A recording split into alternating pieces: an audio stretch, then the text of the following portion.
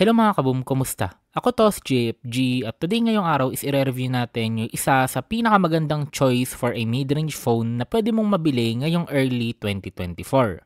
Anong phone ba yung tinutukoy ko? Walang iba kundi yung Poco X6 Pro. So start muna natin kung ano ba yung meron dito sa box. So una, nandito yung documentations and yung black na phone case. So solid guys yung kanyang phone case kasi hindi transparent. Ibig sabihin hindi siya pro na nagdidilaw. Yun nga lang, syempre kung maganda yung color ng Poco phone na pinili mo, matatabunan yung kulay na yun kasi black yung phone case. At syempre yung mismong phones and makikita nyo na agad dito yung ilan sa mga specs niya na pag-uusapan pa natin mamaya. Nandito din yung USB Type-C na cable and yung 67 watts na charging brick. Balikan natin ngayon yung mismong phone and mapapansin nyo sobrang glossy ng kanyang design and medyo prone talaga siya sa dust and sa mga smudges. So triple camera setup na siya plus flash. Nandito na rin yung kanyang Poco branding and yung 64 megapixel OIS.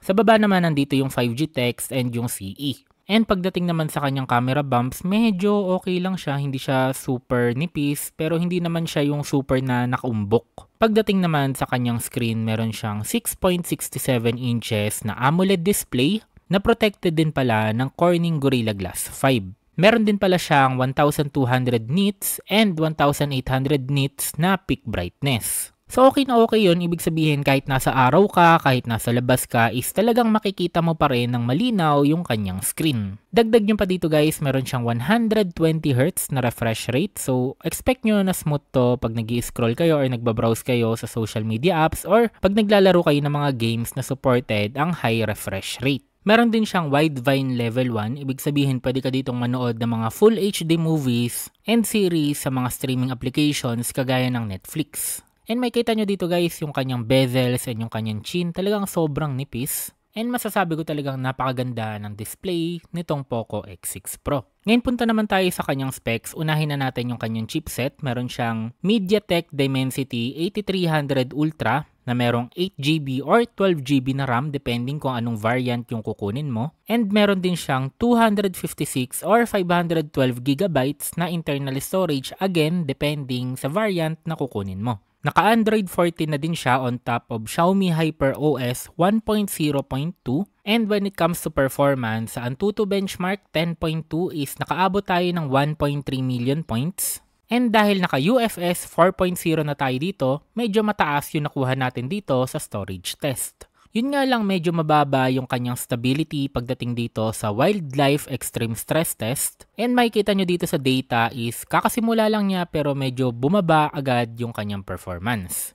Same nang nangyari dito sa CPU throttling test, makikita nyo from umpisa is nag-curve agad siya. Ito is 1 hour pala to guys ha, 1 hour yung ating naging test dito para makita natin kung magto-throttle siya, kung magkakaroon ng kulay pula. Pero so far, wala naman. Now, punta tayo dito sa games. Unahin natin sa Mobile Legends. Meron siyang ultra na frame rate and ultra na graphics. And as you can expect, talagang smooth yung naging performance niya dito sa game. Even may clash, even madaming nangyayari, even ang daming effects na nakikita mo sa screen is nasa 100 above pa rin yung ating FPS. Dagdag nyo pa dito guys dahil nga naka-AMOLED yung ating display, talagang nagpa-pop up yung colors ng game. Pagdating naman sa League of Legends Wild Rift, capable siya ng 120 FPS dito. And katulad ng Mobile Legends is very smooth din yung ating naging gameplay dito sa Wild Rift. Pagdating naman dito sa Call of Duty is naka-unlock lahat ng settings. Kumbaga ikaw na yung bahala tumimpla kung anong settings yung gusto mo. Pero para sa akin, the best pa rin yung nakatodo yung ating FPS. And makikita nyo okay naman yung ating naging gameplay, smooth yung ating performance, and pagdating sa gyroscope, okay din siya.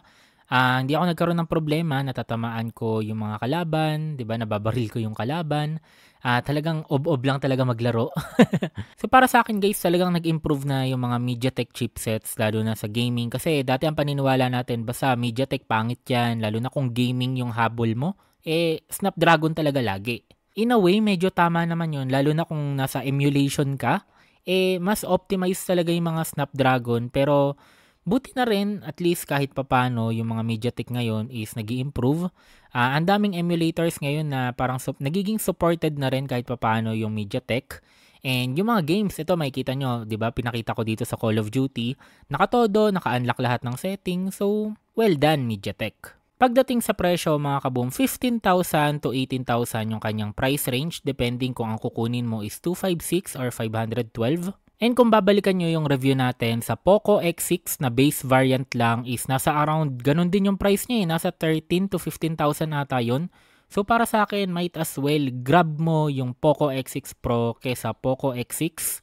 Sobrang magkaiba sila ng performance, talagang napakalaking jump ng X6 to X6 Pro when it comes to smoothness, 'di ba, sa camera, sa gaming. Talaga para sa akin ang kunin niyo na lang Poco X6 Pro. Huwag niyo nang pansinin yung base variant. So hindi to sponsored guys ha, binili ko tong Poco X6 Pro. Actually yung X6 nga yung sponsored sa akin eh.